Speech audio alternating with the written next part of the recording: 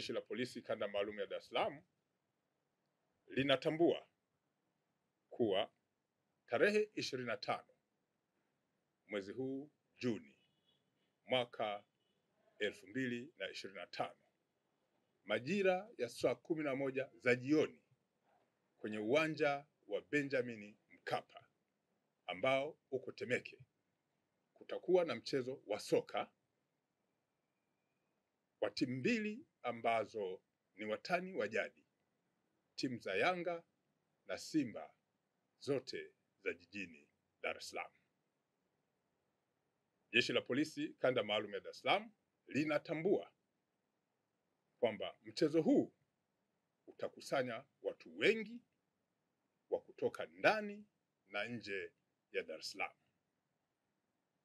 Kutokana na mkusanyiko mkubwa wa wapenzi wa soka wanaotarajiwa kufika katika uwanja huo, Jeshi la Polisi limejipanga vizuri kuhakikisha kwamba swala la usalama katika uwanja huo linakuwa la hali ya juu kabla, wakati na baada ya mchezo huo. Barabara zote ambazo zinaingia katika uwanja ule zitawekewa utaratibu mzuri wa kuhakikisha kwamba watu wanafika katika uwanja ule na kuingia katika utaratibu ambao ni mzuri, ambao sio wa kero. Aidha, Jeshi la Polisi Kanda Maalum ya Dar es Salaam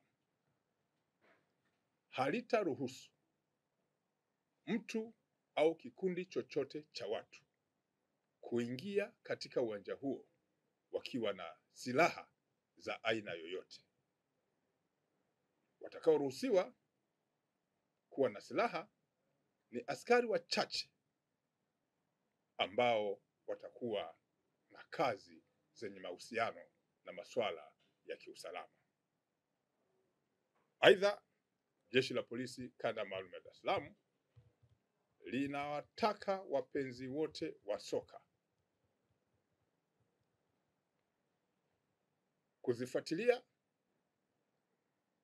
na kuzishangilia timu zao kwa ustaarabu, na jeshi halitaruhusu vitendo vyovyote ambavyo sio vya kiungwana vyenye mwelekeo wa masuala ya soka kufanyika, ambao vitakuwa na udhalilishaji wa mila na desturi na sheria za nchi yetu.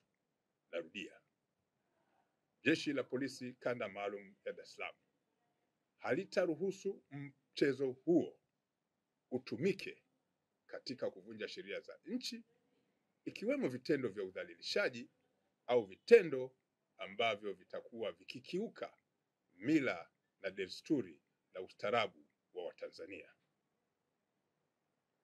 Jeshi la Polisi Kanda Maalum ya Dar es Salaam linawahakikishia kuwepo kwa usalama wa kiwango cha juu na halitatoa fursa kwa mtu ambaye atakuwa ni chanzo au kikundi ambacho kitakuwa ni chanzo cha fujo au vurugu katika uwanja huo.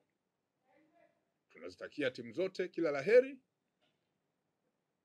huku tukitambua kwamba mchezo huo utatoa matokeo matatu: timu moja kufungwa au nyingine kufunga au kuwepo kwa sare. Asanteni.